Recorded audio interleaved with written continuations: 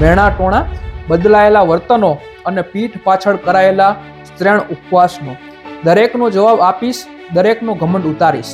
2-4 સરકારી ઓર્ડર તો એના મોઢા ઉપર છૂટા મારીશ. ભાઈ કેટલાક ચોક્કસ વિદ્યાર્થીઓ કંઈક અલગ પ્રકારની જ ઉર્જા ધરાવતા હોય છે. મને આશા છે કે મારી સફળતા કરતા મારી નિષ્ફળતાઓમાંથી હજારો વિદ્યાર્થીઓને કંઈક કિસ્મતનો નબળો પણ મહેનતનો બહુ મજબૂત. આપણે જ્યારે ગવર્મેન્ટમાં જવાનું પસંદ કરીએ અને આપણા મનપસંદ ડિપાર્ટમેન્ટમાં જવાનો આપણે સંકલ્પ કરીએ. ઓકે, આ તૈયારી જ્યારે તમે શરૂ કરી ત્યારે આમ શરૂ કરવા માટેની સૌથી પહેલી પ્રેરણા ક્યાંથી મળી? પાસ લોકોના ટેસ્ટ નંબર બોલતા હોય છે જ્યારે આપણે નાપાસમાં હોઈએ છીએ અને ગ્રાઉન્ડ ઇન્ચાર્જ એમ કહે છે કે નેક્સ્ટ ટાઈમ, ત્યારે સાહેબ એ જ વખતે ગ્રાઉન્ડમાં મેં નક્કી કરેલું. આ તૈયારી દરમિયાન આમ પડકારો લાગ્યા હોય કે આપણે આમ હલી જાય એવું શું હોય? જો સંકલ્પ મર્દાનગી ભર્યો હોય, જો સંકલ્પ મર્દાનગી ભર્યો અને પ્રશ્ન હોય આત્મગુમાનનો, તો હાંસલ કરી ન શકાય એવા કોઈ મુકામ નથી હોતા. દર વર્ષે આઈસીની અલગ અલગ બેચોમાં હજારો વિદ્યાર્થીઓ એનરોલ થતા હોય છે. સ્વાભાવિક રીતે બધા જ વિદ્યાર્થીઓને વ્યક્તિગત રીતે હું ન ઓળખું, પણ આવા હજારો વિદ્યાર્થીઓમાંથી કેટલાક ચોક્કસ વિદ્યાર્થીઓ કંઈક અલગ પ્રકારની જ ઉર્જા ધરાવતા હોય છે. એમની અલગ પ્રકારનો જ મહત્વાકાંક્ષા હોય છે અને એમનો કંઈક અનેરો અને અદ્વિતીય અલગ પ્રકારનો તરબરાટ હોય છે અને અલગ પ્રકારની ક્ષમતા ધરાવતા હોય છે. આવા વિદ્યાર્થીઓ સ્વાભાવિક રીતે અમારા વર્ષોના સ્પર્ધાત્મક પરીક્ષા ક્ષેત્રના અનુભવથી આવા વિદ્યાર્થીઓ તરત ઓળખાઈ આવે છે. આવા જે વિદ્યાર્થીઓ છે એ સ્પર્ધાત્મક પરીક્ષાની અંદર સફળતા હાંસલ કરી ગવર્મેન્ટ ઓફિસર બને અને ગવર્મેન્ટ સિસ્ટમની અંદર આવે એનો ઉમંગ અમને પણ હોય છે. આવું જ એક અનેરું વ્યક્તિત્વ જેનો ઉમંગ, તરબરાટ, ઉત્સાહ અને અદ્વિતીય મહત્વાકાંક્ષા ધરાવતું વ્યક્તિત્વ એટલે આઈસીની પીએસઆઈ બેચનો વિદ્યાર્થી ઝાપડા, કે જે કિસ્મતનો નબળો પણ મહેનતનો બહુ મજબૂત અને ખૂબ ક્ષમતા હોવા છતાં પરીક્ષા પાસ કરવામાં એને બહુ વાર લાગી. આજે એ વ્યક્તિત્વને આજે આપણે મળવાના છીએ. હજારો વિદ્યાર્થીઓ પોતાના જીવનના નાના મોટા ઇસ્યુના કારણે તૈયારી છોડી દેતા હોય છે. ખૂબ ક્ષમતા હોવા છતાં સ્પર્ધાત્મક પરીક્ષા ક્ષેત્રના ફિલ્ડમાંથી આઉટ થઈ જતા હોય છે. અને એટલે જ આજે આપની વચ્ચે ઝાપડાની સંઘર્ષ કહાની જે તમારા માટે મોટિવેશન બની રહેશે. અને મને ખાતરી છે કે આજે ઝાપડાની આ સંઘર્ષ કહાની જેને પોતાની સમસ્યાઓ અને મુશ્કેલીઓ મોટી લાગે છે ને, એમને આ સંઘર્ષ કહાની સાંભળી પોતાની સમસ્યાઓ ખૂબ નાની લાગશે. તો આવો ઝાપડાને સાંભળીએ એમના જ શબ્દોમાં. ફર્સ્ટ ઓફ ઓલ તો હું મૌલિક સર અને આઈસી રાજકોટ, કે જેને મારી માતૃ સંસ્થા કહી શકાય, એનો ઓલવેઝ આભારી રહીશ કે જે મારી નાની સફળતામાં એમનો મોટો હિસ્સો રહ્યો છે. અને મને આશા છે કે મારી સફળતા કરતાં મારી નિષ્ફળતાઓમાંથી હજારો વિદ્યાર્થીઓને કંઈક ને કંઈક શીખવા મળશે અને મોટિવેટ થશે. એટલે મૌલિક સર અને આઈસી રાજકોટ સંસ્થાનો હું ઓલવેઝ આભારી રહીશ. તૈયારી તો હજારો વિદ્યાર્થીઓ કરતા હોય છે, પણ નિષ્ફળતા મળતા નાસીપાસ થઈ અને ક્ષમતા હોવા છતાં તૈયારીઓ છોડી દેતા હોય છે. ઝાપડા, તારા કિસ્સામાં પણ એવું જ છે કે જીવનની અંદર નિષ્ફળતાના ઘણા બધા ચેપ્ટર તારા આ સમયની અંદર આવ્યા, તો તૈયારી ન છોડી અને તૈયારી અવિરતપણે ચાલુ રાખી, તો એના વિશે વિદ્યાર્થીઓને કંઈક જણાવ. મારી સ્ટોરીની વાત કરું તો એને હું સંઘર્ષ શબ્દ આપવાને બદલે એડવેન્ચર કહીશ. કેમ કે સંઘર્ષ શબ્દ બિચારો લાગે અને સંઘર્ષને બદલે હું મારી સ્ટોરીને એડવેન્ચર કહીશ. કેમ કે તમારા ગ્રેજ્યુએશન પછી કે તમારી શૈક્ષણિક ક્રિયા પછી તમારી પાસે કરિયર માટે ઘણા બધા ઓપ્શન હોય છે હાલના સમયમાં, કે તમે પ્રાઇવેટ સેક્ટરમાં જઈ શકો છો કે બિઝનેસ જઈ શકો છો. એને બદલે આપણે જ્યારે ગવર્મેન્ટમાં જવાનું પસંદ કરીએ અને આપણા મનપસંદ ડિપાર્ટમેન્ટમાં જવાનો આપણે સંકલ્પ કરીએ, તો એ આપણે પોતે નક્કી કરેલો પાથ છે. એને આપણે સંઘર્ષને બદલે એડવેન્ચર કહેવું જોઈએ. અને આ એડવેન્ચરમાં ઘણી બધી અનિશ્ચિતતાઓ આવતી હોય છે, ઘણી બધી પરિસ્થિતિઓ અણધારી આવતી હોય છે. એ પરિસ્થિતિઓને આપણે ટેકલ કરીને આપણા મનપસંદ ડિપાર્ટમેન્ટમાં પોસ્ટ પર પહોંચીએ તો એને હું એડવેન્ચર શબ્દ કહીશ. અને મારી વાત કરું તો લગભગ 5 ડોક્યુમેન્ટ વેરિફિકેશન, 3 વખત સીપીટી માટે ક્વોલિફાય, આટલી લાંબી જર્ની બાદ આજે મારી પાસે મારા મનપસંદ ડિપાર્ટમેન્ટ એવા પોલીસ ખાતાના 2 ઓર્ડર છે. તો આ એડવેન્ચર મારું સફળ રહ્યું તે બદલ મને પોતાની ઉપર પ્રાઉડ પણ છે. અને જો હું કરી શકતો હોય તો આ માધ્યમથી જોતા હજારો વિદ્યાર્થીઓ પણ કરી શકે છે, એનો મને વિશ્વાસ છે. આપણા ખૂબ સરસ, ધન્યવાદ કે આટલી સંઘર્ષવાળી કહાની રહી કે જેમાં 5 ડોક્યુમેન્ટ વેરિફિકેશન ને 2 જેને કહી શકાય કે આમ છેડે અંત સુધી આવીને પાછું રહી જવાનું, પાછું ફરીને પડીને ઊભું થવાનું. બરોબર, ખૂબ ખૂબ ધન્યવાદ જે આપણા તમારા ફેમિલી બેકગ્રાઉન્ડનો અને તમારા એજ્યુકેશનનો પરિચય આપો ને થોડો. મારા એજ્યુકેશન બેકગ્રાઉન્ડની વાત કરું તો મેં કોમર્સ ગ્રેજ્યુએટ કરેલું છે અને મારા ફાધર ગુજરાત પોલીસમાં ASI તરીકે ફરજ બજાવતા હતા અને તેઓ રિટાયર્ડ 2019માં થયેલા. એટલે નોકરી એટલે પોલીસ ખાતું એવી જ અમારી માનસિકતા હોય છે પોલીસ ફેમિલીમાંથી. અને જે તે સમયે મેં તૈયારી શરૂ કરી એટલે બીજા ડિપાર્ટમેન્ટ તરફ જોવાને બદલે ઓનલી ફોર પોલીસ તરફ જ ફોકસ હતો અને પોલીસ ખાતા તરફ જ મારો મુખ્ય એમ હતો. ઓકે, આ તૈયારી જ્યારે તમે શરૂ કરી ત્યારે આમ શરૂ કરવા માટેની સૌથી પહેલી પ્રેરણા ક્યાંથી મળી? મારી વાત કરું સાહેબ તો મારી ફેમિલીનું હું સૌથી નાનું સંતાન છું અને સ્વાભાવિક છે કે કોઈ પણ પરિવાર હોય તે કે મધ્યમ વર્ગ હોય કે ઉચ્ચ મધ્યમ વર્ગ હોય, નાનું બાળક હોય છે એને પેલું કહેવાય કે શરત વગરની રાજાશાહી ભોગવતું હોય છે. રાઈટ. એટલે મારી માં એવું વાત કરું કે જ્યાં સુધી ગ્રેજ્યુએશન ચાલતું હતું ત્યાં સુધી આપણે તો કોઈ ફેમિલી તરફથી પણ એવું કોઈ પ્રેશર હતું નહીં. પણ પછી એમ થયું કે મારું ગ્રેજ્યુએશન પૂરું થયું અને આપણો ખાસ કરીને આપણા વિસ્તારમાં એવું હોય છે કે જ્યાં સુધી આપણી ઉપર પ્રેશર નથી આવતું ને વ્યક્તિ પોતે પ્રેશર નથી લેતો ને ત્યાં સુધી ગંભીર નથી હોતો.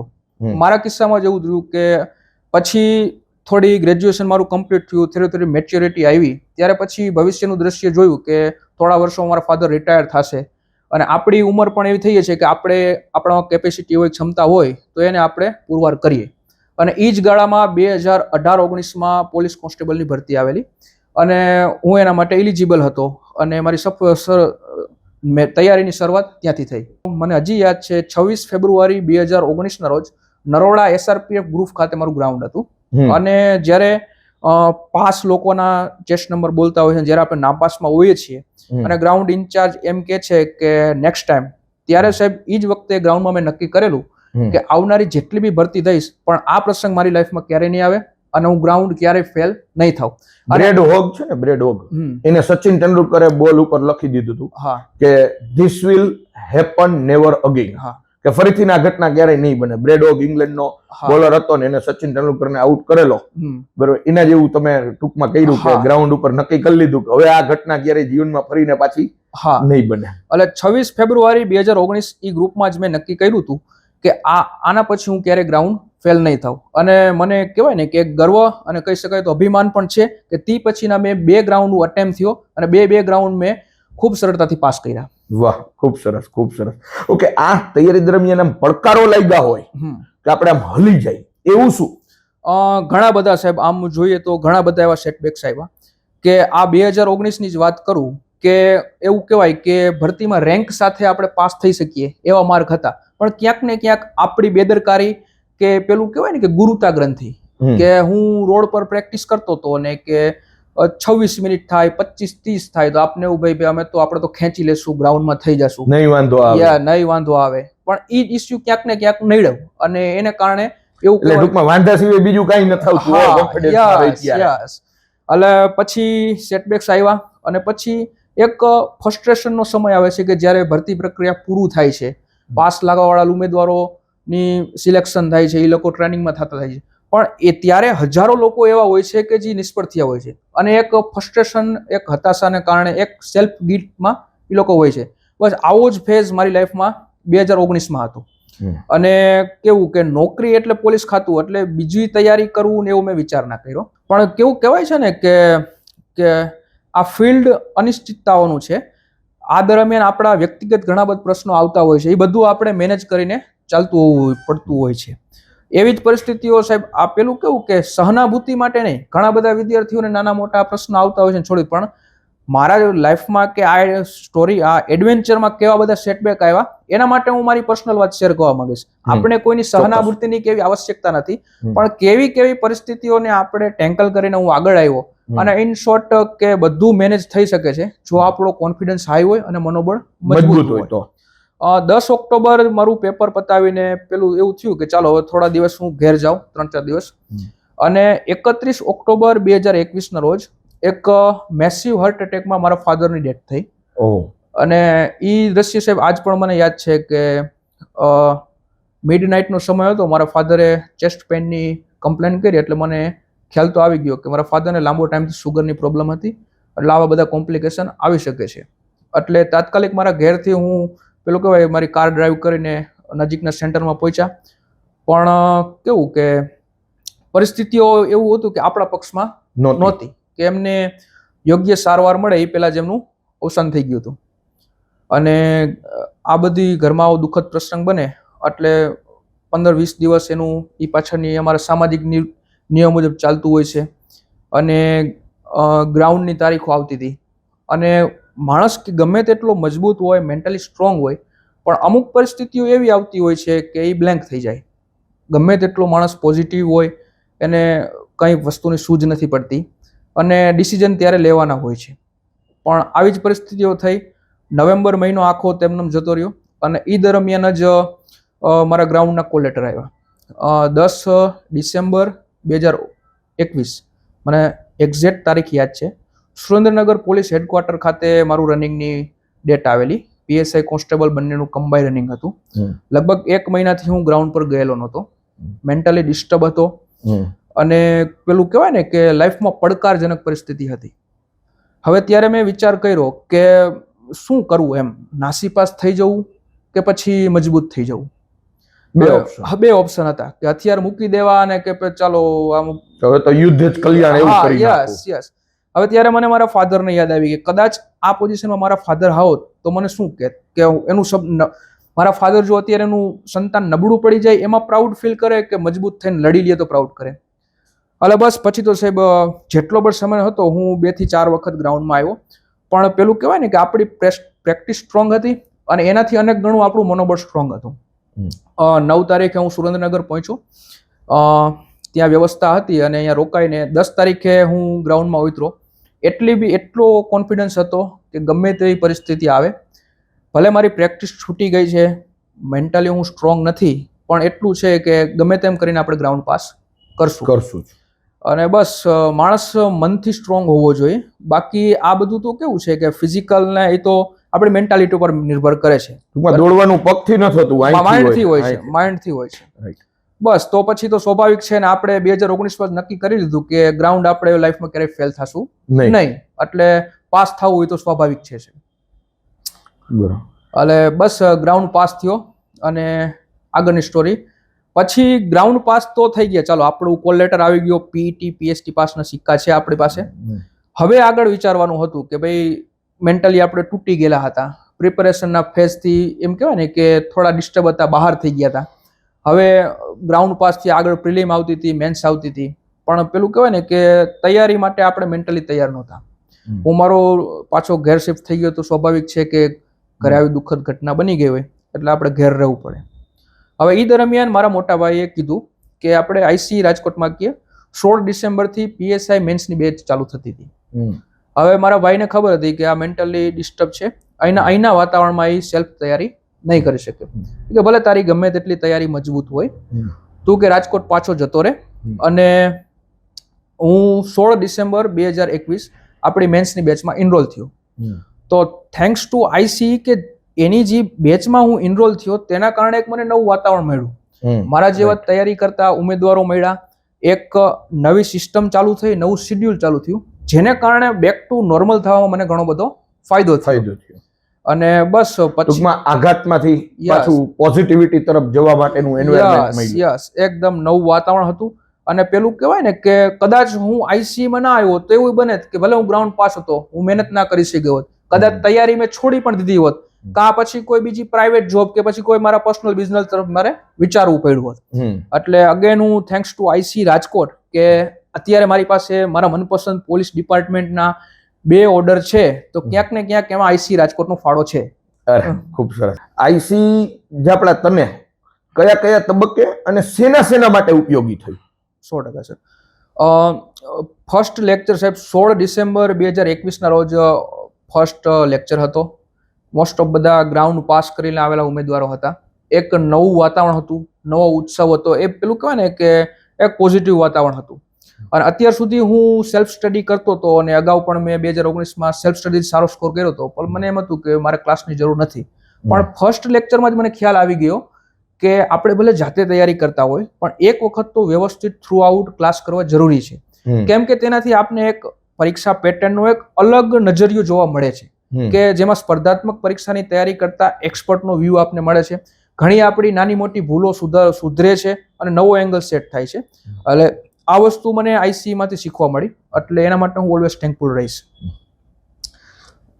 બીજું આ ઉપરાંત તમે જ્યારે તૈયારી કરતા હતા ત્યારે તમારું ડેઈલી શેડ્યુલ કઈ ટાઈપનું તમે ફોલો કરતા હતા? હા, પ્રિપેરેશન દરમિયાન સર મારું ડેઈલી શેડ્યુલ એવું હતું કે આપણું એવું હોવું જોઈએ કે આપણી સૌથી મહત્વની વસ્તુ છે આપણી ઊંઘ ડિસ્ટર્બ ના થવી જોઈએ. રાઈટ. બરાબર, કે જ્યારે તમે 6-7 કલાક તમારા બોડીને કમ્પ્લીટ એક ડીપ સ્લીપ આપો છો તો એના માટે આગળના દિવસની તમે 14 કલાક, 16 કલાક, 18 કલાક જેટલી બી તમારી કેપેસિટી હોય એના માટે ક્વોલિટી કામ કરી શકો છો. તો હું ઉમેદવારોને કહેવા માંગીશ કે તમારી સ્લીપ ડિસ્ટર્બ ન થાય એનું તમારે ખાસ ધ્યાન રાખવું પડે. ખાસ કરીને તમે જ્યારે તૈયારી કરતા હોય, વાંચતા હોય, પ્રિપેરેશન કરતા હોય ત્યારે ટેન્શનમાં એવું થતું કે ભાઈ હું નાપાસ થઈશ તો શું થાય, લોકો શું કહેશે, દુનિયા શું કહેશે, મારું ભવિષ્ય મને અંધકારમય લાગે છે, એવું કઈ ફિલિંગ આવતું હોય એવું ખરું? જી સર, આ સર ગાળો હતો 2022 બાદ. પેલું કહેવાય ને કે આપણે નક્કી કરેલું હતું કે કરવી છે તો આપણે પાસ તો થવાનું જ છે. બરાબર. હવે આ દરમિયાન પેલું કેવું કે આપણે નિષ્ફળ જઈએ એટલે પેલું આપણા સમાજ હોય કે બધા તમને સર્ટિફિકેટ આપવા માંડે. હવે આ બધું પચાવીને એને મેનેજ કરીને આપણે ચાલવાનું હોય છે. હવે 2022 ગાળો હતો સાહેબ કે ત્યારે નક્કી કરવાનું હતું કે તૈયારી જ કરવી છે કે હજી વિચારવાનું છે.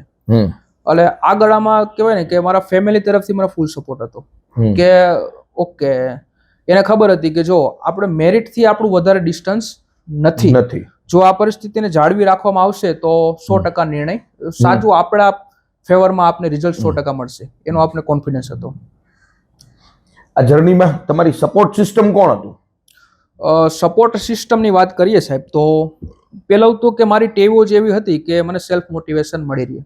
મને સાહેબ રીડિંગનો ખૂબ શોખ છે અને લો ઓફ એટ્રેક્શનમાં ખૂબ માનું છું.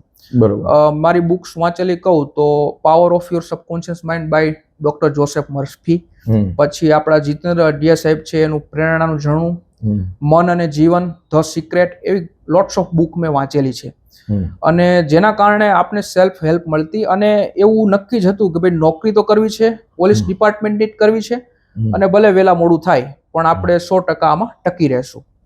અને 2022 બાદ સાહેબ આપણે નક્કી કરવાનું હતું અને પેલું કહેવાય ને કે ટ્રાન્સફોર્મેશનનો સમય હતો કે મારી સાથે તૈયારી કરતા લોટ્સ ઓફ મારા ફ્રેન્ડ્સ લાગી ગયા હતા અને ઘણા બધા મિત્રો એવા હતા કે જેને લેખિતમાં મારા કરતા ઓછા માર્ક હોય પણ ક્યાંક ને ક્યાંક કોઈ વ્યક્તિ નેશનલમાં સ્પોર્ટ રમી આવી હોય કે આપણા કરતા એને ગ્રાઉન્ડના 10 માર્ક વધારે હોય તો એ લોકો મેરિટમાં ઇન હતા. ત્યારે નિરાશ થવાને બદલે હું મારી જાતને એમ કહેતો ઓકે ચાલો આપણે ઇલિજિબલ તો છીએ જ પણ યેન કેન પ્રકારે આપણા પક્ષમાં અત્યારે પરિસ્થિતિ નથી, જેને કારણે આ બધી પરિસ્થિતિઓનું નિર્ણય થયું છે. જો હું હજુ પણ ટકી રહીશ અને પેલું કહેવાય ને કે જાત સાથે વાત કરવાની હતી, પોતાની જાત જો કોન્ફિડન્સમાં હોય ને સાહેબ તો આ બધો સમય તો મેનેજ થઈ જતો હોય છે અને આપણે આપણા મુકામ પણ પહોંચતા હોય છે, એનો મને 100% વિશ્વાસ છે. બરોબર. આ તૈયારી દરમિયાન તમને PYQ, class test, mock test, paper practice આ બધું કેટલું મહત્વનું સાબિત થયું? 100% સાહેબ. સૌથી મહત્વનું હોય છે કે ચાલો કે 6-8 મહિના થાય કોઈ વ્યક્તિ તૈયારી કરતું હોય એટલે સિલેબસને અકોર્ડિંગ એને રીડિંગ તો કરી જ લીધું હોય છે, પણ જ્યારે MCQ બેઝ પરની પરીક્ષા હોય છે તો સૌથી મહત્વનું હોય છે આપણે MCQ સોલ્વ કરવા. જે રીતે આપણે કોઈ ફિઝિકલ એક્ટિવિટી કરતા હોય, રનિંગ કરતા હોય જેને કારણે આપણા મસલ સ્ટ્રોંગ થાય, તો MCQ પ્રેક્ટિસ પણ એવી છે કે જેના કારણે આપણા બ્રેન મસલ સ્ટ્રોંગ થાય છે. એટલે જેટલી મેક્સિમમ આપણે MCQ ની પ્રેક્ટિસ કરતા હોઈએ છીએ એટલું આપને પરીક્ષામાં ફાયદો થતો હોય છે. એટલે એ મહત્વનું હોય છે. અને ક્લાસ નોટ એવી છે, સપોઝ કે આપણે 2 કલાકનો કોઈ વિષયનો લેક્ચર ભરીએ તો ક્લાસ નોટ એની સમરી 2 થી 3 પેજની હોય તો એને આપણે મલ્ટિપલ ટાઈમ રિવિઝન કરીએ તો આખા લેક્ચરની આપને પેલું કહેવાય ને કે રિવિઝન થઈ જાય અને એક ઓવરવ્યુ મળી જતો હોય છે. રાઈટ. સૌથી મહત્વની વસ્તુ ઈ હોય છે. ત્યારબાદ વાત કરી સાહેબ તો પેલું કહેવાય ને કે સફળતાનું સર્ટિફિકેટ બાકી હતું પેલું કહેવાય ને કે તમે ડીવી સુધી પહોંચો, ગમે તેટલી મહેનત કરી હોય, આપણે ગમે તેટલા કેપેબલ હોય, પણ જ્યાં સુધી સફળતાનું સર્ટિફિકેટ નથી મળતું ત્યાં સુધી સમાજ લઈ લો, મિત્રો લઈ લો, આપણે એક નિષ્ફળ વ્યક્તિ તરીકે જ જાણીતા હોઈએ છીએ. આટલી બધી લાંબી સફરમાં જ આપણા હમ અને બહુ બધી નિષ્ફળતાઓ પછી હમ શું માનો છો, મહેનત કે લક, બેમાંથી શું છે હકીકત? ફર્સ્ટ હું તો કહું છું સર, મહેનત ફર્સ્ટ નંબર પર આવે છે. જ્યારે આપણી નસીબ કયો, લક કયો, એ ગમે તેટલું ખરાબ હોય, જો મહેનતનું મશીન સતત ચાલુ હશે તો ગમે તેવું લક હશે એને બદલાવવું પડશે, અને આપણા ફેવરમાં કુદરત, યુનિવર્સ એવી પરિસ્થિતિનું નિર્માણ કરશે કે જ્યારે આપણી ભૂતકાળની બધી નિષ્ફળતાઓ ધોવાઈ જશે, અને જે વ્યક્તિઓ શું કહેવાય કે એક તમને નિષ્ફળ વ્યક્તિ ગણતા હોય છે એ તમારી સફળતાને પેલું સ્વીકારશે અને કહેવાય કે એના ઈર્ષામાં સળગી ઉઠશે. એમને આમ ઘણી બધી વાર ડીવી સુધી પહોંચ્યા હા અને ડેલે હાથ દઈને આપણે પાછા આવ્યા, હા એવું નથી લાગતું કે ક્યાંક નસીબનું પાંદડું આડું હતું યસ, એટલે આપણે બે પાંદડે નહોતા થઈ શકતા કે સરકારી નોકરી નહોતા લઈ શકતા, એવું નથી લાગતું? 100% સાહેબ, 100%. કે 2022માં જેવું કહેવાય કે આટલી બધી આપણે નજીક હોવા છતાં પણ આપણે પેલું કહેવાય ને કે જે ફેઝમાં 1 વર્ષ પહેલા હતા એ જ ફેઝમાં રહ્યા, કે તૈયારી ચાલુ છે, એક્ઝામ આવે છે, એટલે નસીબનું તત્વ તો 100% હોય છે. પણ કેવું હોય છે કે ઘણા બધા લોકો એકાદ ભરતીમાં ફેલ થાય તો નાસીપાસ થઈ જાય, તૈયારી છોડી દે. અને મારી વાત કરું તો કે 2019માં પણ હું આ જ પોઝિશનમાં હતો, આ બીજી ભરતી આવી એમાં જ આપણી વસ્તુ સેમ વસ્તુ રિપીટ થઈ, પણ એ વસ્તુને પેલું કહેવાય કે સ્વીકારી લેવા બદલે ને હજી આપણે સુધારો કરીએ, ભલે મેન્ટલી આપણે તૂટી ગયા હોઈએ છીએ, પણ પેલું મનોબળ આપણું સ્ટ્રોંગ હોય અને નિશ્ચય મજબૂત હોય તો આ ગાળામાં પણ આપણે ટકી શકીએ છીએ, અને 100% નસીબને હરાવીને પણ આપણું પેલું કહેવાય ને કે પુરુષાર્થનું પરિણામ આપણે મેળવી શકીએ છીએ. ટૂંકમાં પુરુષાર્થ આગળ ભાગ્ય પણ નમી પડે છે. યસ, અમુક સમય થાય છે પછી તમારું ભાગ્ય કેટલું તમને હેરાન કરશે, તમારી મહેનત જ એવી કરો તો કુદરતી આપને અનુકૂળ પરિસ્થિતિ. પણ એક બહુ દિલથી સવાલ પૂછું છું આપણા, કે આટલી બધી નિષ્ફળતાઓ, ડીવી સુધી જઈને પછી પાછા આવવાનું, આ દરમિયાન તમે તમારી જાતને પોઝિટિવ કઈ રીતે રાખી શક્યા? 100% છે. બી બાબતે કહી દઈશ કે ઘણું બધું સાહિત્ય સાહેબ વાંચ્યું હતું, એટલે પેલું અંદરથી તો હું ઘણું બધું પેલું કહેવાય ને કે સાહિત્યનો મને ખૂબ શોખ છે. દીપક મેઘાણી સર છે, આઈપીએસ, ખૂબ સારા લેખક છે. પર્ણ કિનારી, તિતિક્ષા, એવા અનેક એમને પુસ્તકો લખ્યા છે. એટલે આ જે નિષ્ફળતાનો, નિરાશાનો ગાળો હતો એ દરમિયાન મને આ ઇતર વાંચન પેલું કહેવાય ને કે સેલ્ફ હેલ્પ મને ખૂબ મદદ કરતી, અને પછી તો કેવું કે હું ખુદ લખતો થઈ ગયો અને ઘણું બધું સેલ્ફ હેલ્પ વસ્તુ મેં લખેલી છે.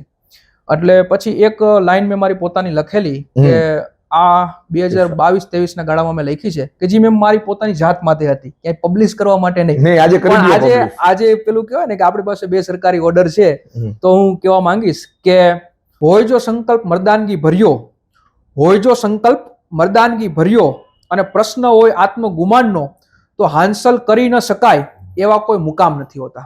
વાહ, ખૂબ સરસ. અત્યારે સ્પર્ધાત્મક પરીક્ષા ક્ષેત્રની અંદર હકીકતમાં જોવા જઈને તો મટીરિયલનો ઓવરડોઝ છે. ટેલિગ્રામમાં અને વોટ્સઅપમાં એટલી બધી પીડીએફ, એટલું બધું મટીરિયલ, એટલી બધી ઈ બુક્સ અને એટલા બધા પબ્લિકેશનના એટલા બધા પુસ્તકો છે, તો મટીરિયલ્સ માટે વિદ્યાર્થીઓને તમે શું કહેવા માંગશો? અત્યારે એક તો આ ટેલિગ્રામ યુનિવર્સિટી અને મટીરિયલનું એટલો ઓવરડોઝ ચાલે છે કે ઘણી વખત ઉમેદવાર કન્ફ્યુઝ થઈ જતા હોય છે, અને ક્યાંક ને ક્યાંક ક્વોલિટી કન્ટેન્ટ એને મળતું હોતું નથી, અને પછી નબળું કન્ટેન્ટ એને કન્ઝ્યુમ કર્યું હોય અને ક્યાંક ને ક્યાંક પરીક્ષામાં ધારી સફળતા મળતી હોતી નથી. મટીરિયલ બાબતે હું એટલું કહીશ કે આપણે ખાસ તો યોગ્ય મટીરિયલ પસંદ કરવું જોઈએ, અને એ યોગ્ય મટીરિયલ્સ એક્સપર્ટ દ્વારા તૈયાર કરેલું હોય. એનું સર હું એક ઉદાહરણ આપું કે પીએસઆઈનું પેપર 15 એપ્રિલ અપ્રોક્સ એ બાજુ હતું અને કમ્પ્લીટ થઈ ગયેલું હતું. હવે લોકોની એવી અપેક્ષા હતી કે પેપર એકદમ અઘરું નીકળશે અને પેપર પ્રમાણમાં સરળ નીકળ્યું, સહેલું નીકળ્યું. ત્યારબાદ આ માર્કેટમાં એવી કે કોન્સ્ટેબલ પેપર તો સહેલું જ નીકળશે, અને ટૂંકમાં મોટા ભાગના પેપર સેટર કહી શકો કે XYZ કોઈ પણ પબ્લિકેશન કહી શકો, એ ભરતી બોર્ડનું નેક્સ્ટ સ્ટેપ પેલું કહેવાય ને કે અનુમાન કરવાનું ચૂકાઈ ગયું. ત્યારે અત્યારે તો ચાલો અત્યારે આપણે વાત કરીએ, પણ આ બધું તો ભૂતકાળમાં છે. આઈસી નો સર 30 પેપર સેટ કોન્સ્ટેબલ નો પેપર હા. સેટ બહાર પડેલો એ Right. 30 પેપર સેટ મેં સોલ્વ કરેલા કોન્સ્ટેબલની પરીક્ષા પહેલા. એ પેપર સેટ તમે ઉઠાવી લો અને કોન્સ્ટેબલનું પેપર ઉઠાવી લો. મેથ્સ રિઝનિંગનું લેવલ, જીએસ નું લેવલ, જો અત્યારે હું ચેલેન્જથી કહી શકું સૌથી નજીકનું જો કોઈ અનુમાન કર્યું હોય અને સેમ લેવલના જો પ્રશ્ન હોય તો એ આપની પેપર સેટમાં મળી રહેશે. એટલે મટીરિયલ યોગ્ય હોવું જોઈએ. એવી જ રીતે હું સીસીબી ગ્રુપની સર વાત કરું કે સીસીબી ગ્રુપમાં 30 માર્કનું સર કરંટ અફેર હોય છે અને કેવું હોય છે કે આપણી તૈયારી મુજબ પેપર આવે એવું જરૂરી હોતું નથી. નથી. દરેક સરપ્રાઇઝિંગ ફેક્ટર માટે આપણે તૈયાર રહેવું હોય પડે. છે. હવે એમાં એવું હતું કે કરંટ અફેર્સ થોડું જૂનું હતું કે 6-8 મહિના પહેલા થયેલી ઘટનાઓ હતી. હવે મારી આઈસી મેં મારું કરંટ અફેર સર પહેલેથી આઈસી મેજિકમાંથી તૈયાર કર્યું છે. મારી એવી ટેવ હતી કે એક પર વીકનું સર કરંટ આવે હું દર વીકે પ્રિન્ટ આઉટ કરાવું અને પર મંથનું થઈ જાય એને સ્ટેપલર કરીને પર મંથ હું મેજિક રાખું. અને રિવિઝનની મારી ટેકનિક એવી હતી કે હું ઇમ્પોર્ટેડ ફેક્ટ હાઇલાઇટ કરું અને પાછળ જે ક્વેશ્ચન આન્સર હતા એ જવાબ હોય એ જવાબ હું મલ્ટિપલ ટાઈમ લખું. એટલે પછી બીજી વાર રિવાઇઝ કરું એટલે જોવું કે પ્રશ્નમાં આ જવાબ મેં 5 વાર લખ્યો 7 વાર લખ્યો. એનાથી એક કોન્ફિડન્સ બૂસ્ટ થાય કે આ વસ્તુ મેં 5 વાર રિપીટ કરી છે અને પ્લસ આપણી મેમરી સ્ટોરેજમાં એ વસ્તુ સ્ટ્રોંગ થાય. આના વસ્તુ સાહેબ મને સીસીબી ગ્રુપની પરીક્ષામાં યાદ ફાયદો થયો. એનું જ હું ઉદાહરણ આપું કે એક પ્રશ્ન હતો હું રિકોલ કરી શકું છું કે યુપીઆઈ નું સૌ પ્રથમ અપનાવવાનો દેશ કોણ? ઈ દેશ સર મોરેશિયસ હતો. એ વસ્તુ મેં કરંટમાં ખૂબ લાંબો સમય પહેલા આપણા મેજિકમાં વાંચેલી પણ મલ્ટિપલ ટાઈમ રિવિઝન કરેલું અને ટુ ધ ફેક્ટ એકદમ પરીક્ષાની ડિમાન્ડ મુજબ આપણું આઈસ મેજિક બને છે એનો મને ફાયદો થયો સર. એટલે ક્વોલિટી મટીરિયલ આજના સમયમાં સૌથી અગત્યની વસ્તુ છે. આપણે સર યુદ્ધમાં જતા હોય તો સ્વાભાવિક છે કે આપણા હથિયારો લેટેસ્ટ અને અપડેટેડ હોવા જોઈએ. 100%. પછી આપણી હાર થાય અને આપણે આપણા હથિયારનું વાંક કાઢીએ એ વસ્તુ વ્યાજબી નથી, તર્કસંગત નથી. એટલે ક્વોલિટી કન્ટેન્ટ 100% આપણે અપનાવવું જોઈએ અને એ બાબતે સર હું આઈસના દરેક મટીરિયલ મને યુઝફુલ થયું એ બાબતનું મને પ્રાઉડ છે સર. ખૂબ સરસ, થેન્ક યુ. અને આમ પણ કરંટ અફેરની અંદર તો ગુજરાતમાં સ્પર્ધાત્મક પરીક્ષાના જે કોઈ પણ વિદ્યાર્થીઓ તૈયારી કરે છે એ બધાએ અનુભવ્યું છે અને આઈસ મેજિકે અત્યાર સુધી અસંખ્ય સ્પર્ધાત્મક પરીક્ષાઓમાં સાબિતી પણ આપી છે કે ભાઈ કરંટ અફેર પૂછાશે તો આઈસી માંથી છે. અને અમુકમાં તો અમુક સ્પર્ધાત્મક પરીક્ષાઓ એવી હોય છે કે જેમાં સાવ બેઠે બેઠા પ્રશ્નો આઈસ મેજિકની અંદરથી આવી જતા હોય છે. ખૂબ સરસ. આ સિવાય તમને કઈ બીજું મેં પૂછ્યું ન હોય પણ તમને કહેવાની કઈ ઈચ્છા હોય અને વિદ્યાર્થીઓને સાથે કઈ સંવાદ કરવાની તમારી પોતાની કોઈ ઈચ્છા હોય તો ચોક્કસથી આપ પોતાના વિચારોને અને તમારી સંવેદનાઓને વ્યક્ત કરી શકો છો. 100% સર. એક વસ્તુ હું એડ કરવા માંગીશ કે સ્પર્ધાત્મક પરીક્ષાની તૈયારી દરમિયાન સૌથી અગત્યનું હોય છે સાહેબ કે આપણે કેવા લોકોના સાથે રહીએ છીએ, કેવું વાતાવરણ હોઈએ છીએ. એક નિયમ હોય છે સાહેબ કે આપણે આપણી આજુબાજુના આપણા મિત્ર સંઘર્ષ જે સર્કલ હોય છે એના 5 લોકોના એવરેજ બનીને રહી જઈએ હોય છે. આ બાબતનું મને ગર્વ છે કે સાહેબ જે મારું મિત્ર હતા, મારું સર્કલ હતું એ બધા લોકો આજે વેલ સેટ છે અને ક્યાંક ને ક્યાંક નિયમ મુજબ હું પણ સેટ છું. મારા મિત્રોની વાત કરું સાહેબ તો આજે મોસ્ટ ઓફ બધા sub registrar, PSI, senior clerk almost મારું બધું ગ્રુપ આજે ગવર્મેન્ટમાં છીએ. એટલે ખાસ તો આપણી આજુબાજુના વાતાવરણની ખાસ ધ્યાન રાખવું જોઈએ અને કેવા વિચારોવાળા લોકો સાથે આપણે રહીએ છીએ એનો ખાસ આપણે ધ્યાન રાખવું જોઈએ. સંગ એવો રંગ લાગતો હોય તો સ્વાભાવિક રીતે ફ્રેન્ડ મસ્ટ બી ગુડ. સારા મિત્રો જો આપણી સાથે તૈયારી કરવાના સમયમાં હોય તો સ્વાભાવિક રીતે એ વાતાવરણ આપણને તૈયારી કરવાનું સરસ મજાનું મળે, વાંચવાનું સરસ મજાનું વાતાવરણ મળે, અભ્યાસનું સરસ મજાનું વાતાવરણ મળે. તો એવા સારા મિત્રોનો જો આપણને સંગ રહીએ તો સફળતા મેળવવી સરળ થઈ જાય છે. જબડા આ તૈયારી દરમિયાન તમારી સૌથી નજીકની વ્યક્તિ કઈ રહી? 100% સાહેબ. આટલો લાંબો સમયમાં સાહેબ એવું હતું કે હું મારા ફેમિલીથી દૂર હતો પણ મારું મિત્ર સર્કલ ખૂબ સમૃદ્ધ છે સાહેબ. એમનો મને ખૂબ સપોર્ટ રહ્યો છે. પણ મારા સૌથી કહેવાય અંગત મિત્ર, મોટાભાઈ સમાન મારા મિત્ર છે પીએસઆઈ મુકેશભાઈ આજરા સાહેબ કે જે 2022 પીએસઆઈ મેન્સ વખતે એ અમારા સમાજના જેટલા બી ઉમેદવારો હોય એમની ચિંતા કરતા, એમને યોગ્ય માર્ગદર્શન રહે એમના સંપર્કમાં હું 2022 થી છું. હવે ક્યાંક ને ક્યાંક કેવું એમને કોઈ પણ વ્યક્તિના ટેલેન્ટની જાણ હોય એટલે ત્યારથી મારી સાથે સંકળાયેલા હતા અને છેલ્લા 2 વર્ષોમાં સાહેબ મારો કોલ ચેક કરીએ તો સૌથી વધારે આજરા સાહેબના મને ફોન આવેલા અને સતત મારી ચિંતા કરતા. પેલું કહેવાય ને કે જંગલમાં સિંહ ફરતો હોય, સિંહનો મિજાજ હોય, પોતાની પ્રકૃતિ હોય, પોતાની ઉર્જા હોય, પણ ફોરેસ્ટ વિભાગ સતત એને ટ્રેક કરતું હોય, એના ઉપર સર્વેલન્સ લાગતું હોય કે આની ઉર્જા બીજા દિશામાં ડાયવર્ટ ન થવી જોઈએ, તૈયારીના યોગ્ય માધ્યમમાં રહેવી જોઈએ. એટલે આવું જ કહેવાય ને કે આપણા ઉપર ફોરેસ્ટ વિભાગ જેવી કામગીરી એક સારા સર્વેલન્સ અને યોગ્ય દિશા નિર્દેશમાં સૌથી અગત્યની વ્યક્તિ તો હું મારા મોટાભાઈ સમાન પીએસઆઈ મુકેશભાઈ આદરાને શ્રેય આપવા માંગીશ કે જ્યારે પરિણામ બરોબર નહોતું આવતું કે ભાઈ કોઈ પણ પદ્ધતિ હોય કે નોર્મલાઇઝેશન પદ્ધતિ હોય, કોઈ ટેસ્ટમાં ઓછા માર્ક આવ્યા તો એમની સાથે બિંદાસ ચર્ચા થતી. યુનિવર્સના કોઈ પણ ટોપિક ઉપર હું બિંદાસ ચર્ચા કરી શકું. મિત્રની વ્યાખ્યા શું હોય સાહેબ કે આપણે કોઈ પણ ટોપિક ઉપર ચર્ચા કરીએ, સામે તરફથી આપને એક સર્ટિફિકેટ ના આપવામાં આવે, એવો એ મિત્રની સાચી વ્યાખ્યા છે. એટલે ક્યાંક ને ક્યાંક આપણે પોઝિટિવ રહ્યા, યોગ્ય સપોર્ટ હોય, સફળ થાય ત્યારે તો બધા સાહેબ આપણે સફળતાના સર્ટિફિકેટ આપવાના છે, પણ એક નિષ્ફળ વ્યક્તિમાં જેને સફળ વ્યક્તિનું દર્શન થાય અને સફળતા સુધી તમને પહોંચાડે એ સપોર્ટને આપણે ક્યારેય ભૂલવો ન જોઈએ. તો મિત્રોની બાબતમાં હું કહીએ તો પીએસઆઈ મુકેશભાઈ આદરાનો સપોર્ટ સૌથી બેસ્ટ હતો. ખૂબ સરસ. આદરા સાહેબને પણ ખૂબ ખૂબ ધન્યવાદ પાઠવવા પડે કે જ્યાં તમે ખુલ્લા દિલે સંવાદ કરી શક્યા અને તમારી સફળતાની અંદર જેમનો પોતાનો સિંહ ફાળો રહ્યો, 100% એવા આદરા સાહેબને પણ આપણે ખૂબ ખૂબ ધન્યવાદ પાઠવીએ અને એમના થકી ઘણા બધા વિદ્યાર્થીઓને પણ મોટિવેશન અને જેને કહી શકાય કે આગળ વધવાની પ્રેરણા જે છે એ નિરંતર અને સતત મળતી રહે છે. ખૂબ સરસ. જબડા, આટલી બધી નિષ્ફળતાઓ દરમિયાન ક્યારેય એવું થયું કે હવે તૈયારી છોડી દેવી છે? તૈયારી છોડવાનો ક્યારેય વિચાર આવ્યો? આ પરિસ્થિતિ માટે સાહેબ હું મારી પોતાની જ મારા માટે લખેલી પંક્તિ કહેવા માંગીશ કે જેનાથી તમને એનો જવાબ મળી જશે કે જગતના નિયમોથી જરા જુદી રીતે ચાલવાવાળો માણસ છું. જગતના નિયમોથી જરા જુદી રીતે ચાલવાવાળો માણસ છું.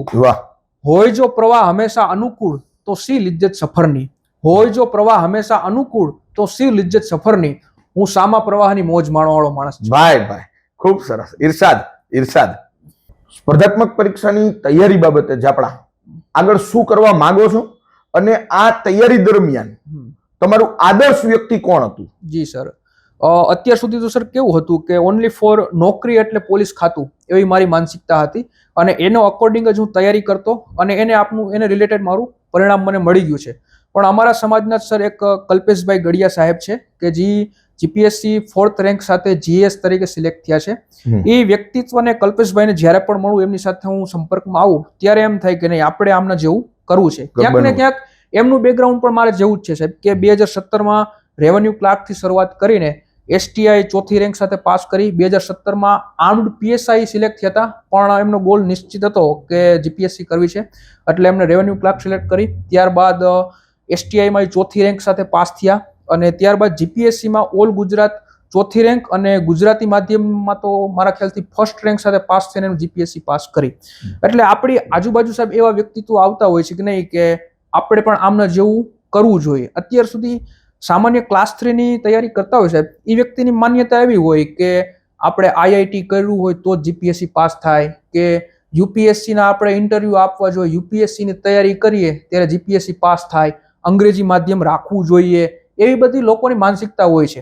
કલ્પેશભાઈ ગડિયા સાહેબ એવું વ્યક્તિત્વ છે કે જે આ તમામ માન્યતાઓનું ખંડન કરે છે. તેઓ ગુજરાતી મીડિયમ સાથે પણ પેલું કહેવાય ને કે રેન્કના માર્ક સાથે પાસ થયા છે. એટલે ક્યાંક ને ક્યાંક ભવિષ્યમાં અંતરાત્મા એવું કહે છે કે એમના જેવી મહેનત કરવાની અને એમના જેવી સફળતા મળવાની આપણે પરિણામ આપણા હાથમાં નથી, પણ મહેનત પૂરી તાકાતથી કરીશું. ખૂબ સરસ, ખૂબ સરસ. જે આપણા સફળતા છે ને એ એક યાત્રા છે. એટલે હવે આગળ સામાજિક જીવનની સફળતા એટલે લગ્ન, બરોબર, અને કારકિર્દીની સફળતા એટલે 2 ઓર્ડર આવી ગયા છે. તો હવે આગળ શું લાગે છે? લગ્ન કરી લેવા છે કે હજી ઉચ્ચ કારકિર્દી તરફ આગળ વધવું છે? લગ્ન તો સર અત્યારે કઈ એટલું નિશ્ચિત નથી, પણ એક વસ્તુનું કહેવાય ને કે એક આપને રંજ રહેતો કે મને બરાબર યાદ છે કે સવારે હું સાયકલિંગમાં નીકળતો એટલે પોલીસ ભવનથી હું પસાર થતો ને સાહેબ સેક્ટર 11માં, ત્યારે એક મને ઉર્જા મળતી કે નહીં, જવું છે તો પોલીસમાં અને ગમે તે ભોગે આપણે પાસ કરશું. એટલે ઓનલી ફોર આપણું ફોકસ એ ભરતી જ હતી. પણ એનાથી સર હું આગળ જતો 6-3 સર્કલની જે જીપીએસસી ભવન છે, જીપીએસસીની ઇમારત પાસેથી હું પસાર થતો ને તો મને અંદરથી ફીલ થતું કે સાયલેન્ટલી મને પેલું કહેવાય ને કે મહત્વકાંક્ષી માણસ હોય ને એને પેલું આમ સાયલેન્સ હોય એમાં સંભળાય. મને સાહેબ એમાંથી એક ચેલેન્જ સંભળાતી કે છે હિંમત, છે તાકાત તો આવી જા. વાહ. તો હવે સાહેબ ક્યાંક ને ક્યાંક એવું થાય છે કે આપણે આપણો પેલો ગોલ ફૂલફિલ કર્યો, આપણે નોકરી એટલે પોલીસ ખાતું એને આપણે ફૂલફિલ કરી, તો હવે પેલા પડકારને આપણે સ્વીકારી લઈએ અને ભવિષ્યમાં એને ફૂલફિલ કરીએ. તો આશા રાખું કે ભવિષ્યમાં સાહેબ આપણે આ રીતે જ મળીએ ત્યારે આ ઝાપડાનું નામ કોઈ જીપીએસસીની મેરિટ લિસ્ટમાં, સિલેક્શન લિસ્ટમાં હોય એવી આપણે આશા કરીએ અને ભવિષ્યમાં મજબૂત મહેનત કરીએ અને એક ઉદાહરણ સેટ કરીએ કે ચાલુ નોકરીએ પણ તૈયારી કરીને વ્યવસ્થિત પરિણામ મેળવી શકાય છે અને પોતાના ઉપર વિશ્વાસ હોય તો પરિણામ તો ઓટોમેટિક મળવાનું જ છે. ખૂબ સરસ. જીપીએસસી નું નામ બોલ એટલે મને મારી તૈયારીના ભૂતકાળના દિવસો જ આપણા યાદ આવી જાય છે. અને આજે અંતરથી ઈશ્વરને પ્રાર્થના કરું છું કે જીપીએસસી ની અંદર જે આપણા તારો જે પ્રમાણે સંઘર્ષ રહ્યો અને હજી જે પણ આ સંઘર્ષની યાત્રા સફળતા તરફ હજી પણ ચાલુ જ છે, તો આજે ઈશ્વરને અંતરથી પ્રાર્થના કરું છું કે આ તૈયારીની અંદર જીપીએસસી પાસ કરવા માટે અને ખૂબ સરસ રીતે સારામાં સારા રેન્ક સાથે પાસ થાવ, જ્વલંત સિદ્ધિ હાંસલ કરો, એવી આજે ભગવાનના ચરણોમાં તારા માટે પ્રાર્થના કરું છું. આપણા થેન્ક યુ સર, ઓલવેઝ આભારી રહીશું. અત્યારના યુવાનોમાં ખાસ કરીને સોશિયલ મીડિયાનું ઘેલું લાગ્યું હોય, ઇન્સ્ટા ને યુટ્યુબ ને સ્નેપચેટ ને કોણ જાણે નામ નો સાંભળ્યો કેટલી બધી પબજી ને એવી કેટલી બધી એપ્લિકેશન ને ગેમ્સ ને આ બધું આવતું. આજના યુવાનોનો દિવસ દરમિયાન વોચ ટાઈમ એકદમ હાઈ હોય છે, બરોબર? તો આ સોશિયલ મીડિયા તમને ક્યાંય તૈયારીમાં અવરોધરૂપ નડતરરૂપ બન્યા હોય એવું કાંઈ, અથવા તો એને તમે કેવી રીતે ટેકલ કરી શક્યા? સોશિયલ મીડિયા બાબતે હું ખાસ કહેવા માંગીશ કે જેટલો બી સમય મેં તૈયારી કરી અને જેટલું બધું ઉમેદવારોને મેં આજુબાજુ જોયા, મોસ્ટ ઓફ બધા સાહેબ એમાં ડાયવર્ટ હતા. અને હ્યુમન સાયકોલોજી મારો મનપસંદ વિષય છે એટલે ઘણું બધું મેં એ બાબતે વાંચેલું છે. એટલે મને ખ્યાલ હતો કે કોઈ વ્યક્તિ અત્યારે રીલ્સ કલ્ચર છે સાહેબ, કોઈ પણ સોશિયલ મીડિયા સાઇટ હોય સાહેબ, એનું અલ્ગોરિધમ જ એવું સેટ કરવામાં આવે છે કે કોઈ પણ વ્યક્તિ એનું એડિક્શન થઈ જાય. હવે ઘણા બધા ઉમેદવારો વાત કરતા હોય છે કે હું તો 10 મિનિટ ફ્રેશ થવા માટે હું રીલ્સ જોઉં છું, પણ એને ખ્યાલ નથી કે 10 મિનિટ એને જે કોન્ટેન્ટ કન્ઝ્યુમ કર્યું એની ઇફેક્ટ એના અનકોન્શિયસ માઇન્ડમાં આખો દિવસ ચાલે છે અને જે ફોકસ એને રીડિંગ દરમિયાન કરવાનું હોય એ ફોકસ એના કારણે ડિસ્ટર્બ થાય છે. મારી પોતાની વાત કરું સાહેબ કે સવારે લગભગ 8 વાગે હું મારે સેક્ટર 11માં હું રહેતો સાહેબ, મારા પીજી થી મારી લાઇબ્રેરી 100 મીટરના ડિસ્ટન્સ પર હતી. એટલે સવારે હું મારું ફિઝિકલ એક્ટિવિટી પતાવીને લગભગ 8 વાગે હું લાઇબ્રેરી પર પહોંચી જતો અને મારી એક ટેવ હતી કે સવારના 8 થી રાતના 11 સુધી મારી વોટ્સઅપની નોટિફિકેશન ઓફ રાખતો, વોટ્સઅપને ડેટાનું યુઝેજ ન મળે એવું સેટિંગ કરી રાખતો અને ઇન્સ્ટાગ્રામ, યુટ્યુબ સ્ટોર્ટ એવી કોઈ પણ વસ્તુ મારા મોબાઈલમાં ઇન્સ્ટોલ નહોતી. અને કોઈ પણ સપોઝ કે વિડીયો લેક્ચર જોવાની મને ટેવ હોય તો એ વિડીયો લેક્ચરે હું ડાઉનલોડ ઓફલાઈન કરી લઉં અને ફોન મારે યુઝ કરવો હોય તો એને હું ફ્લાઇટ મોડમાં રાખું અને જે કન્ટેન્ટ મારે ઓફલાઈન ડાઉનલોડ કરેલું છે એમાંથી જ હું કન્ઝ્યુમ કરતો, જેથી કરીને બીજી કોઈ નોટિફિકેશન ન આવે અને હું ડિસ્ટર્બ ન થાઉં. બાકી ઇન્સ્ટાગ્રામ, યુટ્યુબ શોર્ટ્સ એ બધી વસ્તુ મને ટેવ જ નહોતી. 15/6/2025 જ્યારે મારી કોન્સ્ટેબલની એક્ઝામ પતી અને ખ્યાલ આવી ગયો કે CC B ગ્રુપ અને કોન્સ્ટેબલમાં આપણે 100% પાસ થઈ જશું, તે પછી જ સાહેબ આ ઇન્સ્ટાગ્રામની એપ્લિકેશન મારા મોબાઈલમાં એડ થયેલી છે. એટલે બીજાને એમ લાગે કે આપણે એ સમયે કોઈ સાથે કનેક્ટેડ નહોતા, તેનો આપણે અફસોસ નથી, પણ અત્યારે પ્રાઉડ છે કે આપણે જે નક્કી કર્યું તે આપણે કરી સફળ થાય એટલે બધા કનેક્ટ થવા આવી જાય. યસ સર, બરોબર. નિષ્ફળ હોય ને ત્યાં સુધી કોઈ આપણને બોલાવતું ન હોય.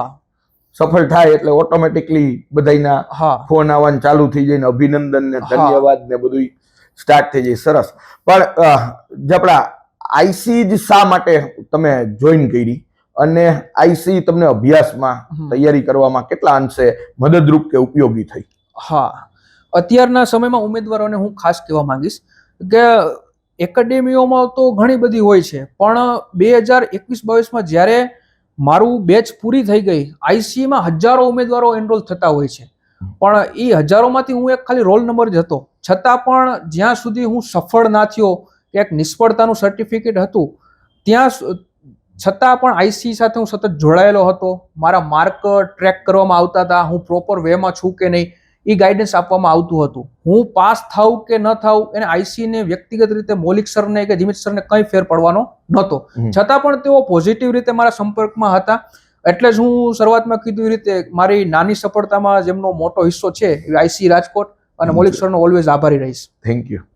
પણ ખાસ આપણે કેવું છે આઈસીમાં આપણા કે સફળ થઈ જાય વિદ્યાર્થી પછી મારે સંપર્કો ઓછા હોય, પણ હકીકતની અંદર વિદ્યાર્થીઓ જ્યારે એક જ ધ્યેય સાથે આઈસી આગળ વધે છે કે ભાઈ વધુમાં વધુ વિદ્યાર્થીઓની સફળતામાં આઈસી ના સાહેબો નિમિત્ત કેવી રીતે બની શકે અને વધુમાં વધુ વિદ્યાર્થીઓ આઈસી માંથી સફળ થાય અને જે મા બાપે જે સપના જોયા હોય ને એ સપના સાકાર કરે. કારણ કે આ તૈયારી કરવા માટે જે વર્ગ આવે છે ને એ વર્ગ બધો મધ્યમ વર્ગ છે. અહીંયા કોઈ પૈસાવાળાના દીકરા તૈયારી કરવા આવતા જ નથી. એટલે આ જે વર્ગ છે ને એ એવો વર્ગ છે કે જેણે મધ્યમ વર્ગમાંથી બિલોંગ કરે છે પણ સપના બહુ મોટા જોયા છે અને સપના સાકાર કરવા માટે એક જ વિકલ્પ હોય છે કે સરકારી અધિકારી બનવું, અને એવા જ વિદ્યાર્થીઓ અહીંયા આવતા હોય છે. અને ઈશ્વરે ઈ જે વિદ્યાર્થીઓ છે કે જેને મોટા સપનાઓ જોયા છે, મધ્યમ વર્ગમાંથી બિલોંગ કરે છે, એમની સફળતામાં ક્યાંક નિમિત્ત થવા માટે થઈને અમને બધાને મોકલા હોય છે. અને કદાચ બેચો પૂરી થાય પણ વિદ્યાર્થીઓ સાથેના જે સંબંધો છે એ ક્યારેય પૂરા નથી થતા. તમે પહેલેથી લઈને છેલ્લે સુધી આજે પણ આઈસી પરિવારના સદસ્ય છે જાપડા. આપ જાપડાભાઈ શરૂઆત આપે આઈસી સાથે કરી અને હજી પણ આપ આઈસી પરિવારના જ બની ગયા છો. જી સર. તો આઈસી સાથેનો કોઈ સ્પેશિયલ અનુભવ હોય, કોઈ ઘટના હોય કે જેને તમારા જીવનની અંદર પરિવર્તન લઈ આવી દીધું હોય, એવું કઈ આપ શેર કરવા ઈચ્છતા હોય? 100% સર.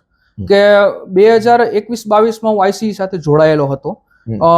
મારી સફળતા નહોતી છતાં પણ મને 2022 જ્યારે હું ફાઇનલ સિલેક્શન થી દૂર હતો ત્યારે મને આઈસી હેડ બ્રાન્ચમાંથી જીમિત સરનો કોલ આવેલો. પેલું એમને મારી ક્ષમતાઓ પર ખૂબ શ્રદ્ધા હતી.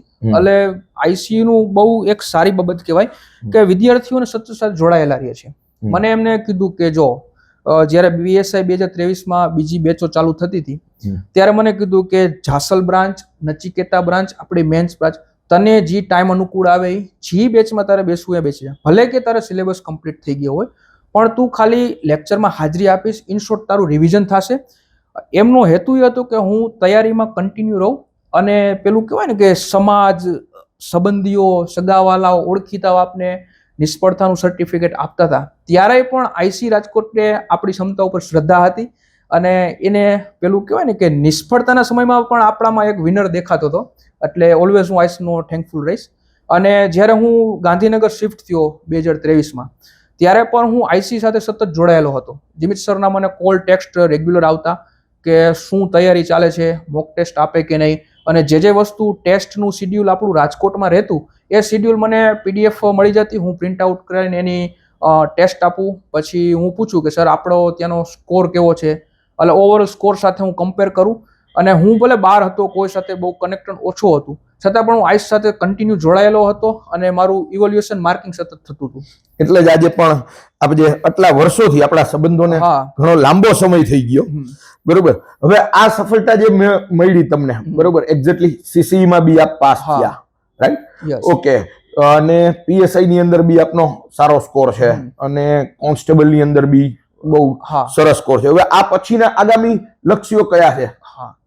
હવે મારી સર, હું જ્યારે ગાંધીનગર રહેતો, સીસી ની જાહેરાત 2024 ની શરૂઆતમાં આવી. પોલીસ ભરતી પણ ત્યારે ડિક્લેર થઈ ગઈ હતી. પેલું કહેવાય ને કે આપણો આઇસોલેશન નો ફેઝ હતો, એક અનિશ્ચિતતાઓ હવે દૂર થઈ રહી હતી. ઇન શોર્ટ આપણી સામે હવે ટાર્ગેટ હતો. પેલું કહેવાય ને કે આટલા વર્ષોની મહેનત આપણી ભેગી થઈ હતી, પણ પેલું કહેવાય કે સામે ટાર્ગેટ ન હોય તો કોઈ પણ પેલું તમે યુદ્ધમાં ગમે તેટલા કહેવાય કે મજબૂત છો પણ સામે તમારી પાસે ટાર્ગેટ જ નથી તો શું કરવાનું?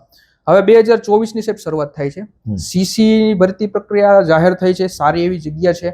પોલીસ ભરતી પાછી રિટર્ન થાય છે અને ક્યાંક ને ક્યાંક પેલું કહેવાય ને કે એક નવી શરૂઆત આપણે દેખાય છે. Yes, right. પછી તો કેવું કે એક ઓક્સિજન મળી ગયો સાહેબ કે ચાલો આ ભરતી પ્રક્રિયા આવી ગઈ, મેક્સિમમ 1 વર્ષમાં આપણું રિઝલ્ટ આપને 100% મળી જશે. હવે આ ગાળામાં સાહેબ ઘણી બધી એવી મારી ટેવો હતી કે જે મને ફાયદો થઈ. કે સપોઝ કે જ્યારે આપણે તૈયારી કરતા હોય તો એક તો એવી આપણું શિડ્યુલ એવું હોવું જોઈએ કે ડઝન્ટ મેટર તમે ફિઝિકલની તૈયારી કરો છો કે નથી કરતા, પણ કમસે કમ તમારે અડધી કલાક 1 કલાક એટલો સમય આપવો જોઈએ કે જેથી તમે ફિઝિકલી ફિટ રહો. મારી એક ટેવ હતી કે મને લોંગ સાયકલિંગ અને રનિંગનો ખૂબ શોખ છે. મેં સર 2 હાફ મેરેથોન કમ્પ્લીટ કરેલી છે અને ડેઈલી સર હું મારું શિડ્યુલ જ એવું હતું કે ઉઠીને હું અડધીથી પોણી કલાક, 1/2 કલાક હું સાયકલિંગ કરતો. હવે મને બરાબર યાદ છે કે સેક્ટર 11 હું મારા પીજીથી નીકળતો ત્યારે સેક્ટર 11માં રસ્તામાં પોલીસ ભવન આવતું, એટલે ક્યાંક ને ક્યાંક CCB ગ્રુપમાં DGP ઓફિસ જુનિયર ક્લાર્કની પોસ્ટ હતી, તો ક્યાંક ને ક્યાંક આમ હિટ થતું કે નહીં ભાઈ, એક પેલું કહેવાય ને કે પોઝિટિવ એનર્જી મળે કે નહીં કરવું તો છે જ, બરાબર. હવે પેલું હું લો ઓફ એટ્રેક્શનમાં જરૂર માનું છું કે દરરોજ જે વસ્તુની આપણે પેલું આમ જેને પ્રત્યે આપણે મેળવવા માટે ઈચ્છુક હોય અને એ વસ્તુ રિપીટેડલી તમારી સામે આવે એટલે પછી પરિણામ તો સાહેબ ગૌણ બની જાય છે. હવે એના સ્વરૂપ જ આપણી પાસે DGP ઓફિસ જુનિયર ક્લાર્ક અને પોલીસ કોન્સ્ટેબલમાં અનારામ કોન્સ્ટેબલ મળી જાય એટલું મેરિટ છે. એટલે કેટલું છે? 128 માર્ક છે સાહેબ મારે. ઓકે, સરસ. અને CCB group DGP office junior ક્લાર્કનું એલોટમેન્ટ મને મળી ગયું છે. બસ તમે સફળ થયા CC માં, બરોબર, અને એલોટમેન્ટ મળી ગયું. સફળ થયા એની સૌથી પહેલી જાણ પહેલો ફોન કોને કર્યો? પેલો ફોન તો સર મેં મારા મમ્મીને કર્યો હતો. શું હતું મમ્મીનું રિએક્શન, શું હતું? આપણે એકદમ કે કોઈ પણ વાલી હોય છે, હવે એનું સંતાન પ્રત્યે જ્યાં સુધી એ નિષ્ફળ હોય ને તો આપણા વાલી આપને કે એવું આમ પેલું સહાનુભૂતિ હોય છે કે ચાલો પાસ નહીં તો કઈ નહીં, બીજું કંઈક કરી લેજે. એટલે માં તો એક એવી વસ્તુ છે કે જેને ક્યારેય પોતાના દીકરાનો કે દીકરીનો ક્યારેય અભાવ આવતો જ નથી ને અવગુણ દેખાતો જ નથી. એટલે જ્યારે બી જીવનમાં નિષ્ફળ હોય ત્યારે કોઈ સાથ આપે તેના મા બાપ, બીજું તો કોણ આપે? યસ. એટલે આ 2000 એમ માનો કે 2021 થી હું બહાર હતો, એ 4 વર્ષના ગાળામાં સર હું પૂરા 4 મહિના ઘેર નથી રહ્યો. ચલો હું તો બહાર હતો, તૈયારી કરતો હતો, પણ પેલું કેવું કે આપણા સમાજ કે એનું પેલું બીજાની ઇન્ક્વાયરી કરવામાં બહુ શોખ હોય, સમજો. એટલે આ બધી વસ્તુ એમને ફેસ કરી હોય કે એમનો છોકરો તો બહાર રહે છે, યન કેન પ્રકારે કે શું કરતો હશે, તૈયારી કરે છે, કેટલો ટાઈમ તૈયારી કરશે. એટલે આપણી પાસે સર અત્યારે 2 ઓર્ડર છે, તો પેલું કે આ બધા પ્રશ્નોનું અત્યારે અસ્તિત્વ રહ્યું નથી. પણ આમ મમ્મીને ખુશી કેવી થઈ? એકદમ અદ્ભુત સાહેબ. પેલું કે અમુક પરિસ્થિતિ એવી હોય છે કે એ આપણે શબ્દમાં વર્ણન ના કરી શકીએ, રાઈટ, એ ફીલ કરવાની વસ્તુ છે. એટલે ભલે ગમે તેટલો લાંબો સમય થયો હોય કે અનેક પડકારો આવ્યો હોય, પરિસ્થિતિ આપણે અનુકૂળ નહોતી, પણ એટ ધ એન્ડ પેલું કેવા 2019માં જ આપણે નક્કી કર્યું હતું કે નોકરી કરવી તો પોલીસ ખાતાની જ કરવી, અને કુદરત યુનિવર્સ આપણી વાત સાંભળતું હતું. એના ફળ સ્વરૂપ આજે મારી પાસે સાહેબ પોલીસ ખાતાના 2 ઓર્ડર ફાઇનલ છે. અને હજુ કહેવાય ને કે હથિયાર આપણા હાથમાં છે, પણ પ્રાઇવસી ઇઝ પાવર. એટલે કશું ફિક્સ થયા વગર આપણે આગળનું પેલું જાહેરાત નહીં કરીએ, પણ 100% આપણે હજુ આપણે આગળ વધશું. ખૂબ સરસ. પણ આ મમ્મી તો ખૂબ સરસ મજાની ખુશી વ્યક્ત કરતા જ હશે આપની સફળતા ઉપર, પણ વધારે વિશેષ ખુશ ઉપરથી તમારા પપ્પા બી થતા 100% સર, બરોબર. અને એમને બી એમ જેને કહી શકાય કે ગર્વ અનુભવાતું હશે કે આજે મારો દીકરો ખૂબ સફળ વ્યક્તિ બની ગયો ને એને પણ મારા વારસા તરીકે પોલીસ ખાતાની અંદર જ ફરીથી ને આગળ વધવાનું અને મારું નામ અને મને ગૌરવ અપાવવાનું મારા દીકરાએ કર્યું. ખૂબ સરસ. પણ હવે બદલાતી જતી જે પરીક્ષા પદ્ધતિ છે એના મુજબ તમને શું લાગે છે વિદ્યાર્થીઓ કેટલો સમય વહેલી તૈયારી ચાલુ કરવી જોઈએ? તૈયારી બાબતે હું એટલું કહેવા માંગીશ કે તમારો નિર્ણય પાકો હોય એમ થાય કે પાસ થવું જ છે ને ગવર્મેન્ટમાં આવવું જ છે, તો પછી લોટ્સ ઓફ વિદ્યાર્થીઓ હોય છે સાહેબ કે એવું કહેતા હોય છે કે પરીક્ષા જાહેર થાય પછી હું તૈયારી કરું, ફોર્મ ભરાય પછી કરું કે નહીં. જો આપણી પાસે સમય કેટલો આવે ફોર્મ ભરાય પછી નક્કી નથી, બરાબર. તમારો ડિસિઝન ફાઇનલ હોય તો તમારે એક શેડ્યુલ બનાવવું જોઈએ કે ચાલો 6 મહિના આપવા છે, 1 વર્ષ આપવું છે, નક્કી કરીને તમારે એમાં પેલું યાહોમ કરીને કૂદી પડવું જોઈએ. પણ ટૂંકમાં વહેલી તૈયારી તો કરવી જ જોઈએ. 100% વહેલી તૈયારી. બરોબર. આ જે સિસ્ટમ છે કે ભાઈ ભરતી આવે પછી વાંચવા બેહે, ક્લાસ ગોતવા બેહે, મટીરિયલ ભેગું કરવા બેહે, ઈ તો હવે ઈ સમય વયો ગયો કે ટૂંકમાં 2-4 મહિનામાં કોઈ એ શક્ય જ નથી. મોટા ભાગે વિદ્યાર્થીઓ કેવા હોય છે કે ફોર્મ ભરાય પછી ક્લાસ જોઈન કરવાના, જેવું તેવું પૂરું થાય અને પોતે મહેનત કરી શકે ના કરી શકે, પછી છેલ્લે કોલેપ્સ થઈ જાય અને પછી પોતાની નિષ્ફળતાનો પેલું કહેવાય ને કે બીજાને કહે કે ક્લાસીસ વડાય ના કરું, ભાઈ તે કેટલી મહેનત કરી, દોષારોપણ કરે, દોષારોપણ કરે. 12 કલાક તું લાઇબ્રેરીમાં બેઠો હોય દિવસ કેટલા, તો એના જવાબ એને અનુકૂળ મળતા ન હોય છે. એટલે વહેલી શરૂઆત ઈ જ સફળતા અપાવતી હોય છે. ટૂંકમાં કોઈ પણ સ્પર્ધામાં વહેલી શરૂઆત ઈ જ વિજય, એના જેવી યસ ટૂંકમાં વાત છે. ખૂબ સરસ. આજે નવી તૈયારી વિદ્યાર્થીઓ શરૂ કરે છે એને તમે તમારી પોતાની તૈયારીના સંઘર્ષમાંથી સફળતાનો શું મંત્ર જણાવી શકો અથવા શું મંત્ર આપશો કે ભાઈ આ કરો એટલે તમે પાસ? ફર્સ્ટ ઓફ ઓલ તો તમે જે તૈયારી કરતા હોય કોઈ પણ એક્ઝામને, ડઝન્ટ મેટર ક્લાસ 3 છે કે XYZ ગમે છે, સૌથી પહેલાં તો એને સિલેબસ ઉપાડો અને સિલેબસને જોવો કે એમાં કયા વિષય છે કે એ તમને અનુકૂળ આવે છે કે તમારી રડારમાં આવે છે. હું મારી જ વાત કરું સાહેબ, સીસી ગ્રુપ બી ની પરીક્ષા મેં પાસ કરી. હવે એનો સિલેબસ 200 માર્કના એમસીક્યુ હતા મેન્સનો. હવે મેથ્સ રીઝનિંગ 40 માર્કનું, 20 માર્કનું ઇંગ્લિશ, 20 માર્કનું ગુજરાતી, 30 માર્ક બંધારણ અને 30 માર્ક કરંટ અફેર, એમ થઈને 140 માર્ક કવર થતા હતા. હવે 70% પોર્શન એવો હતો કે જે આપણો સ્ટ્રોંગ પોઈન્ટ હતો. તો સૌથી પહેલા તો સિલેબસને અકોર્ડિંગ તમારે તમારા મજબૂત પાસાઓને શોધવા પડે કે પેપરનું લેવલ, ડિફિકલ્ટી લેવલ ગમે તેવું હોય, આમાં તો હું સ્ટ્રોંગ રહીશ. સમજી ગયા? કે સપોઝ કે 4000 વેકેન્સી છે, 5000 વેકેન્સી, ડઝન્ટ મેટર. તમારો જે સ્ટ્રોંગ વિષય છે એટલા સ્ટ્રોંગ હોવા જોઈએ કે એમાં તમે બીજી કોમ્પિટિશનથી અફ થાવ. બરાબર? પછી એનાલિસિસ કરવું જોઈએ કે કયા વિષયમાં મારે કામ કરવાનું છે. એને અકોર્ડિંગ તમારું શિડ્યુલ બનાવવું જોઈએ અને એક વખત સિલેબસ પૂરો થઈ જાય તે પછી મેક્સિમમ એમસીક્યુ પ્રેક્ટિસ કરવી જોઈએ. બરોબર, ખૂબ સરસ. હવે આ જ્યારે નવી તૈયારીની શરૂઆત થાય ત્યારે શરૂઆતની અંદર તમને પણ પોતાને કયો વિષય સૌથી મુશ્કેલ લાગતો હતો?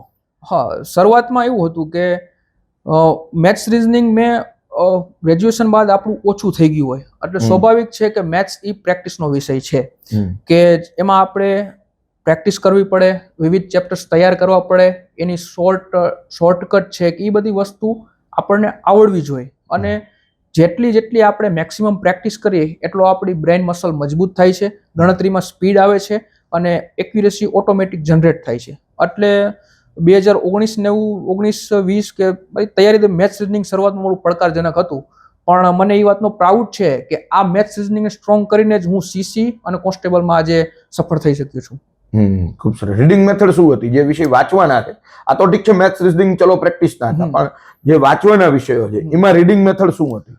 વાંચવાના વિષયમાં એક વખત સિલેબસ કમ્પ્લીટ થઈ ગયો પછી તમારે એક ઓવરવ્યૂ લેવાનો, લાઈક વિઝ્યુલાઇઝેશન. સપોઝ કે હું બંધારણની વાત કરું તો બંધારણના ઇતિહાસથી જોવો તો એક માનો કે આપણે ચાર્ટર એક્ટ 1813 લઈ લઈએ, ચાર્ટર એક્ટ 1833 લઈ લઈએ, તો એને તમારે રિવાઇઝ કરવો હોય તો મગજમાં એને વિઝ્યુલાઇઝ કરવાનો કે સપોઝ કે ચાર્ટર એક્ટ 1813 તો ખ્રિસ્તી મિશનરીઓનું ભારતમાં આગમન, ચા અને ચીન સિવાયના વેપાર ઉપર પ્રતિબંધ, એવા બધા પોઈન્ટ તમારે મગજમાં રિકોલ કરવાની ટ્રાય કરવી જોઈએ.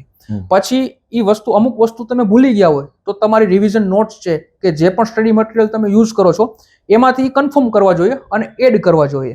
આમ કરીને આખો તમારો સિલેબસ કે કોઈ પણ ટોપિક છે એ તમારા સિલેબસને અકોર્ડિંગ તમારે વીકમાં એક વખત તો રિવાઇઝ કરી નાખવો જોઈએ.